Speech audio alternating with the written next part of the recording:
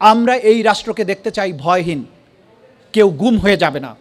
আপনি গুমের আইনটা বাতিল করে দিলেন, তার মানে কি ভবিষ্যতে গুম করা বৈধ? বলছেন আপনারা নতুন করে আইন করবেন, ওই করছেন না তো। যে অন্তর্বর্তীকালীন সরকার যে আইনটা করেছিল সেই আইনটা তো আজকে আপনাদের ক্যাবিনেটের দুজন মন্ত্রী সেই সময়ে ওই ক্যাবিনেটের সদস্য ছিলেন, তারা মিলে করেছিলেন। তো তারা কেন, তারা আপনার দৃষ্টিতে যদি তারা ভুল করে থাকেন তাদেরকে ক্যাবিনেট থেকে তাহলে চলে যাওয়া উচিত। তারা মিলেই তো এগুলো করেছিলেন, ভুলে গেলেন কেন? আপনারা জুলাই অভ্যুত্থানে যে রক্তদান হয়েছিল, যে চেতনার কারণে যে অন্তর্বর্তীকালীন সরকার গঠিত হয়েছিল, কি কথা ছিল? তিনটা মেজর কাজ করবে। একটা হচ্ছে রাষ্ট্রের প্রয়োজনীয় সংস্কার, আরেকটা ছিল যারা এই 17 বছরের গুম খুন করেছে এবং জুলাই মাসে মানুষ হত্যা করেছে, গণহত্যাকারী, তাদের বিচার। তৃতীয় ছিল একটা সঠিক এবং সুষ্ঠু নির্বাচন। তৃতীয়টা করেছে, বাকি দুইটা কিন্তু করতে দেননি আপনারা, বা করা হয়নি। এই প্রতিশ্রুতি যদি ভুলে যাই আমরা, তাহলে বাংলাদেশে এই রকম গুম খুনের সংস্কৃতি আবারও ফিরে আসতে পারে। আমরা যে কোনো মূল্যে এই সংস্কৃতি আর ফিরে আসতে দেয়াটা অ্যাফোর্ড করতে পারবো না। আমরা বারবার বলছি যে বাংলাদেশে আর গুম খুনের সংস্কৃতি ফেরত আসতে দেয়া যাবে না। বাংলাদেশে মত প্রকাশের স্বাধীনতা আর বাধাগ্রস্ত করার দিন সংস্কৃতি, রাজনীতি ফিরে আসতে পারবে না। ডিজিটাল নিপীড়ন ফিরে আসতে পারবে না। এই দেশে ভিন্ন মত প্রকাশের জন্য একে অপরকে ট্যাগ দেয়া, হত্যা করা, হত্যাযোগ্য করে তোলা, এই সংস্কৃতি আর ফিরে আসতে পারবে না।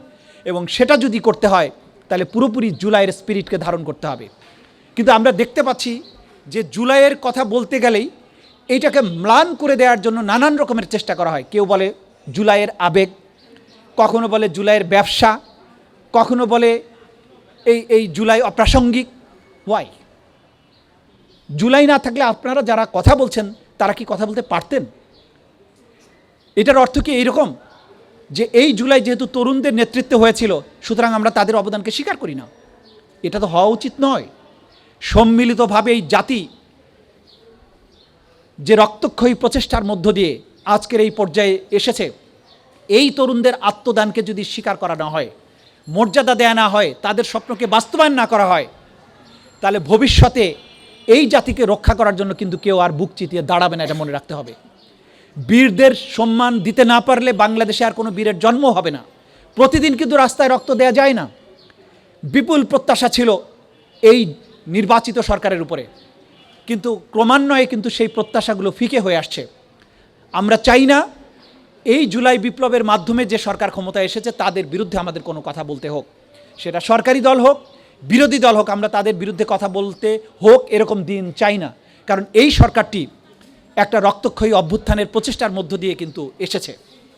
সুতরাং আমরা চাইব বাংলাদেশ সকল মানুষের জন্য বসবাসযোগ্য একটি বাংলাদেশ হোক, বাংলাদেশ নিপীড়ন এবং ভয়হীন একটি রাষ্ট্র হোক। বাংলাদেশে কোনো রাষ্ট্রীয় সংস্থা, পুলিশ বাহিনী হোক, অন্য কোনো বাহিনী হোক, তার নাগরিকদের গুম করে গোপন কারাগারে আর কখনো বন্দি করার দুঃসাহস না দেখাক। এমন কোনো সরকার বাংলাদেশে না হোক যারা শুধুমাত্র ক্ষমতায় অধিষ্ঠিত থাকার অসৎ উদ্দেশ্যে জাতির তরুণ, জাতির নাগরিকদের বুকে নির্বিচার গুলি চালিয়ে জুলাইয়ের মতো হত্যাকাণ্ড করবে। এরকম দিন বাংলাদেশে আর কখনো ফিরে না আসুক। এটাই হচ্ছে আজকের জুলাইয়ের চেতনা। এই চেতনার কথা যখনই বলা হয় তখনই পেছনের স্বাধীনতা যুদ্ধের কথা টেনে নিয়ে আসেন। স্বাধীনতা যুদ্ধ আমাদের ইতিহাসের স্বর্ণালী অধ্যায়, কেউ অস্বীকার করে না। কিন্তু বর্তমান হচ্ছে জুলাই। 71 সাল থেকে পরবর্তী 56 বছর পার হয়ে এসেছি, কিন্তু 55 বছর পার হয়ে এসেছি। জুলাইয়ের বাস্তবতায় দাঁড়িয়ে আছি, আগামীতে আবার নতুন বাস্তবতায় দাঁড়াবো। কিন্তু আজকে যে বাস্তবতায় দাঁড়িয়ে আছি, পেছনে 71, পেছনে 52, পেছনে 47, পেছনে 1757, সব কিছু কিন্তু রয়েছে। সব কিছুকে বিবেচনায় রাখতে হবে। কিন্তু আজকে যে বাস্তবতায় বাংলাদেশ দাঁড়িয়ে আছে সেই বাস্তবতাকে অস্বীকার করা যাবে না। আমাদের শহীদদের রক্তের দাগ কিন্তু এখনও শুকায়নি। অজস্র আহতরা, পঙ্গুরা এখনও পঙ্গুত্বের অভিশাপ নিয়ে ঘুরে বেড়াচ্ছে। জুলাই আগস্টের অনেকের কবর কিন্তু এখনও আইডেন্টিফাইডও হয়নি। এবং আমি জানি না ঢাকা মেডিকেল কলেজের মর্গে কয়েকজন শহীদের লাশ এখনও আনআইডেন্টিফাইড হিসাবে পড়ে আছে বলে আমি জানি, যদি তথ্য ভুল না হয়ে থাকে। সেই অবস্থায় এই রক্তাক্ত অভ্যুত্থান বা বিপ্লব এর সব ত্যাগ, সব ইতিকথা ভুলে গিয়ে অহেতুক কুটতর্কে লিপ্ত হওয়া, সংবিধানের ধারা উপধারার বিতর্কে লিপ্ত হওয়া, এটা শুভ বুদ্ধির পরিচয় নয়। এটা করা যাবে না। এটা যারা করছি তারা আমরা বিবেকের সাথে প্রতারণা করছি, তারা আমার সন্তানের রক্তের সাথে আমরা প্রতারণা করছি, তারা জাতির বিবেকের সাথে প্রতারণা করছি, জাতির রায়ের সাথে আমরা প্রতারণা করছি। এটা করা যাবে না। বাংলাদেশে আজকে সরকারি দল বিরোধী দল যে যেখানে আছেন, আমরা বিশ্বাস করি প্রত্যেকেই আপনারা জুলাই বিপ্লবের গর্বিত অংশীদার, প্রত্যেকে আপনারা আমাদের সন্তানদের রক্তদান আত্মদান সম্পর্কে সচেতন আছেন।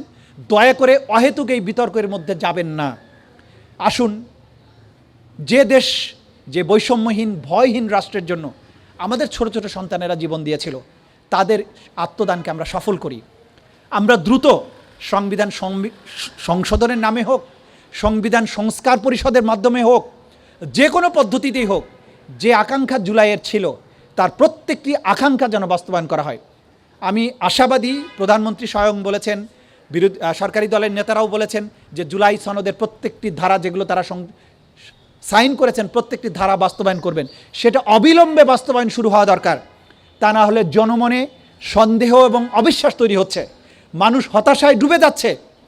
এই বিতর্ক পার্লামেন্টে অহেতুক কুটতর্ক চলতে দেওয়া উচিত নয়। যেটার ব্যাপারে আমরা প্রত্যেকে একমত, যেটার ব্যাপারে জাতি রায় দিয়েছে, আসুন সেটা বাস্তবায়ন করে জাতিকে সন্দেহ সংশয় থেকে মুক্তি দেই, বাংলাদেশকে মুক্তি দেই, সামনের দিকে এগিয়ে যাই।